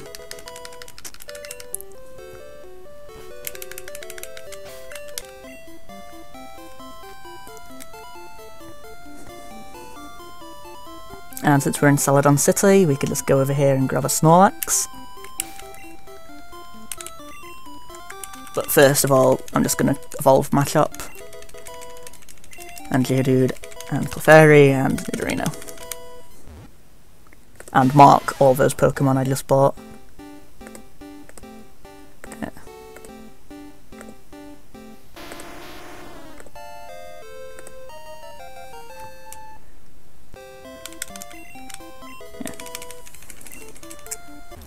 If you thought buying those Pokemon was fun, you should check out a Catch 'em All No Restrictions run, which messes with the game corner to just buy every Pokemon.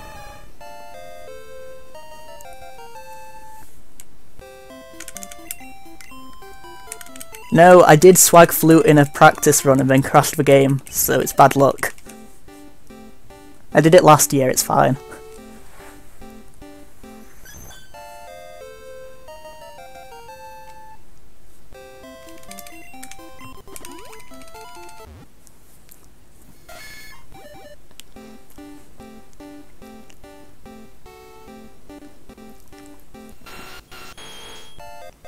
No, we're going to face left into Snorlax, as the developers intended. It is an interesting fact about Snorlax. When you use the Pokeflute, it doesn't check if you're facing Snorlax, it just checks if you're on one of the 2 tiles either side of it. If I was stood above it, the Pokeflute would do nothing. Because you're not supposed to be there. It's like accidental error checking. Kind of, not really.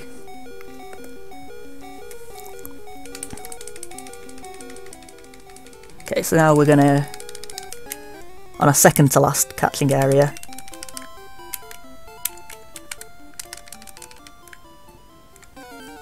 we want to catch a Doduo here. Bad level, but that's fine.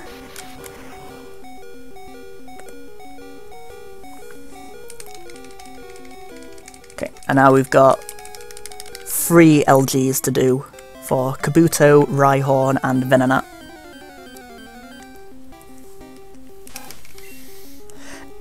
You could do a glitchless until it needs to be run, but that'd just be a bit pointless really.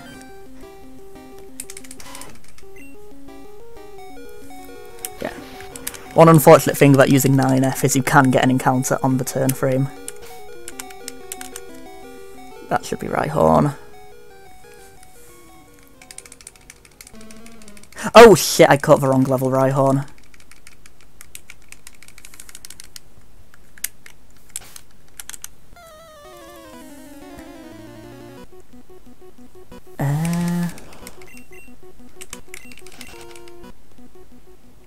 I think it's faster to just candy it than catch another one. And I don't have the party box space to catch another one, so...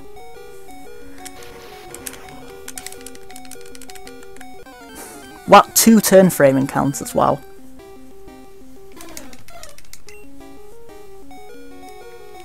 Oh. Wasn't supposed to run.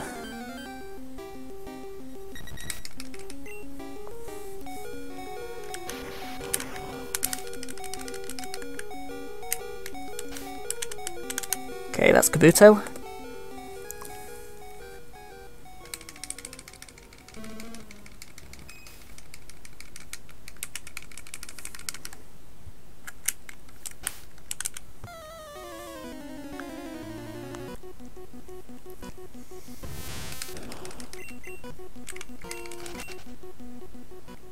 Okay, and that's the last Metapod of the run, unfortunately.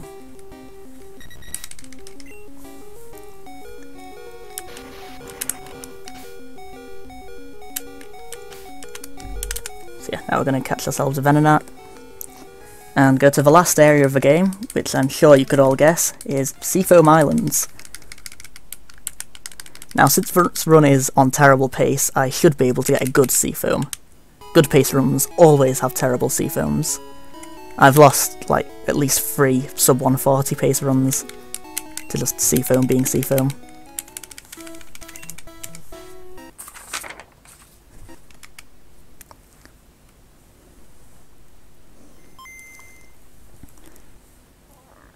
And we're going to manipulate ourselves a Shelder here. Shelder is only available on this floor and it's quite rare, so we just want to get it out, boy.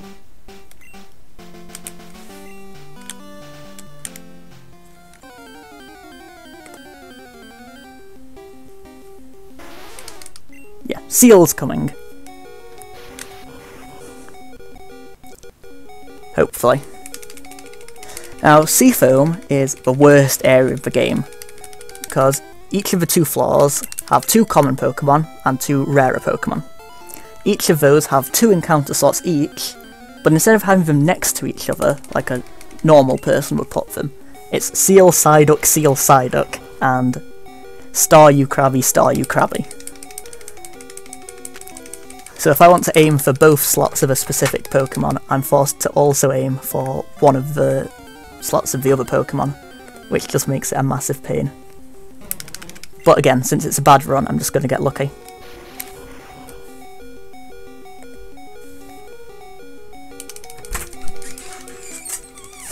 Daniel, do you need the bathroom before I give Alex a bath? No.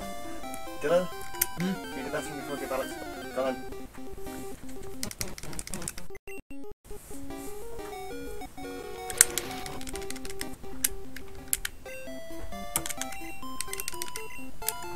Okay, so we're going to go over to Articuno's Island and try and get Staryu and Krabby.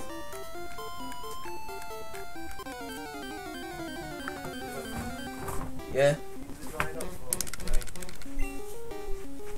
Am I not done 3 yet?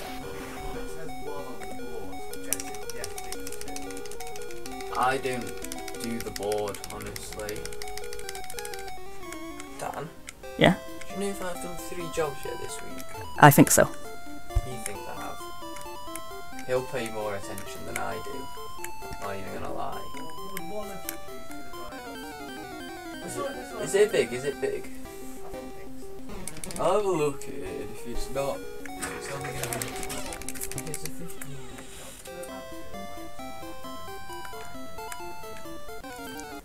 Yes, no. I have many brothers. One of them had just invaded the room.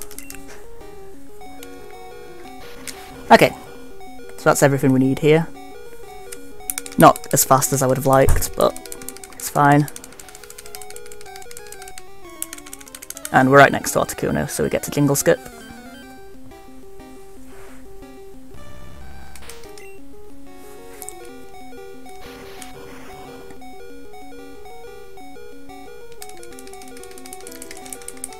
And now we're gonna catch the final Pokemon we actually took a Pokeball at.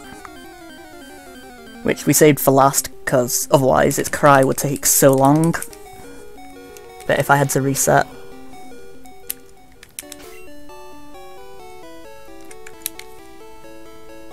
it'd just, yeah, take forever. Which is Jinx.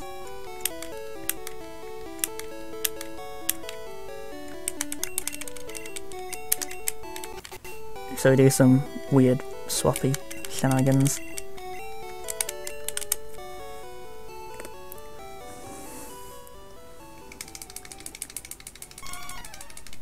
Yeah, now this wasn't gonna get world record.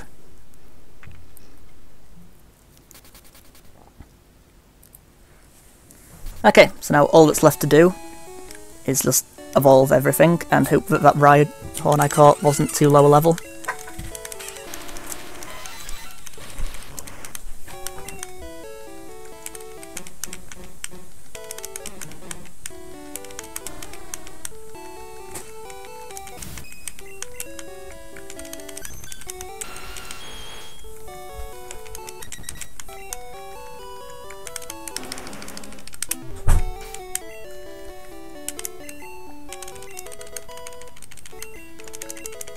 Right, I don't actually know what level Rhyhorn evolves at, so I'm going to evolve it last.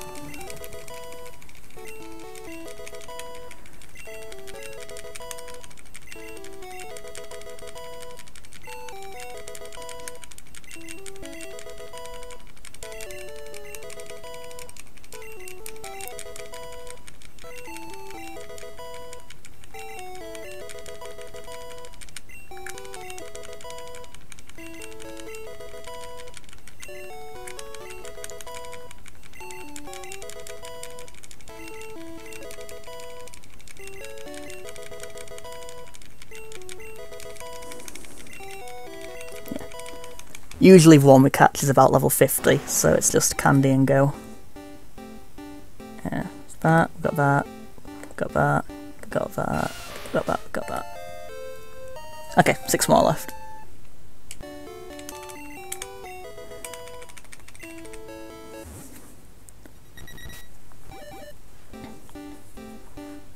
So yeah, it's basically done now. We just need to evolve lots of things. Which is still going to take us a good 5 minutes.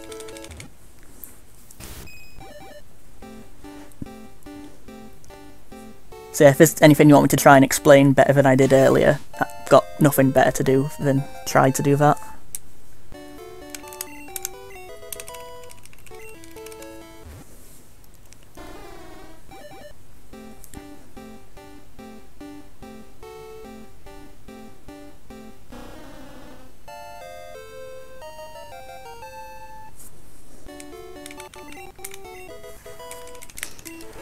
Yeah, no, I thought Psyduck was 33.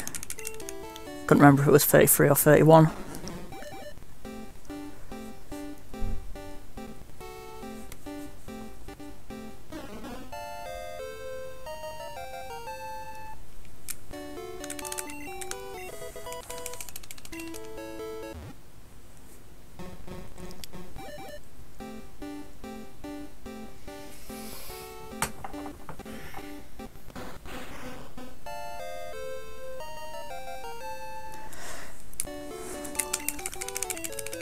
for this game's been like an ongoing project since I don't even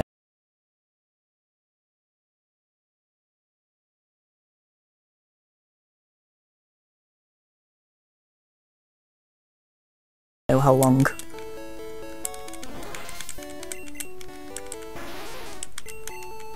You know, nothing else there. Most recent was last night. I found some time save.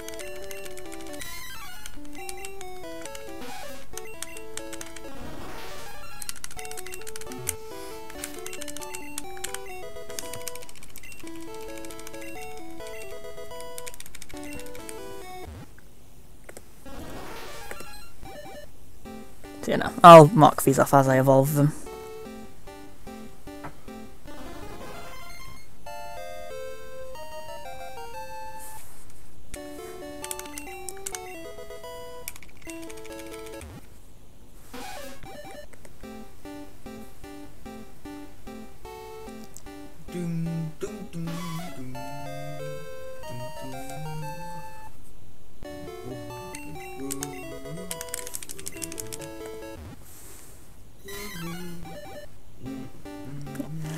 You know, not a major new route, just I moved Metapod a bit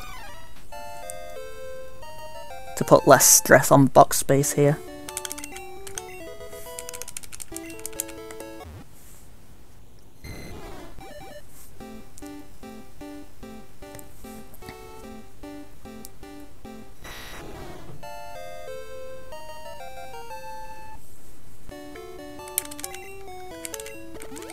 That's not where Nidoqueen is.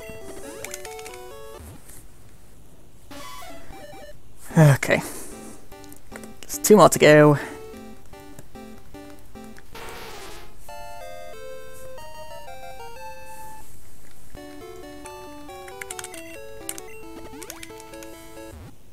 Quickly check the Pokédex to make sure I didn't mess anything up.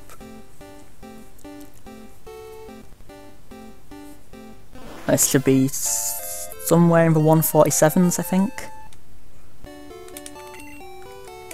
Probably a high 147.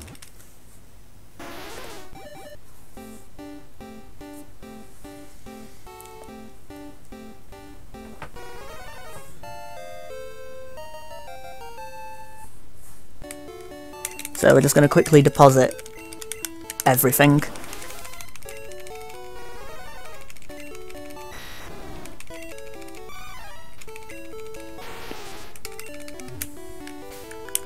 That looks like a 151 to me. So we take these Master Balls, swap them here, toss 10. And now if we step up into the back room of this Pokemon Center, it's actually the Hall of Fame.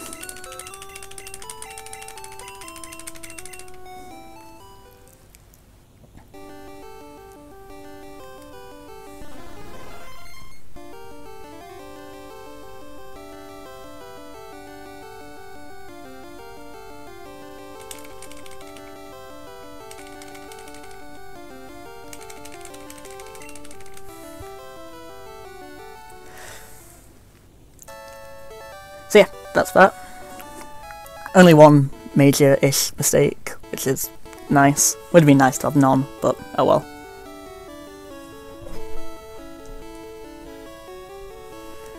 So yeah, thanks for watching. I don't know how much of these credits are going to play out or when we're going to switch it over. I think we'll just go to intermission now. But yeah, thank you for doing around, great stuff. Next up we've got Pokemon White 2 by Crafted Challenge Mode, so look to that.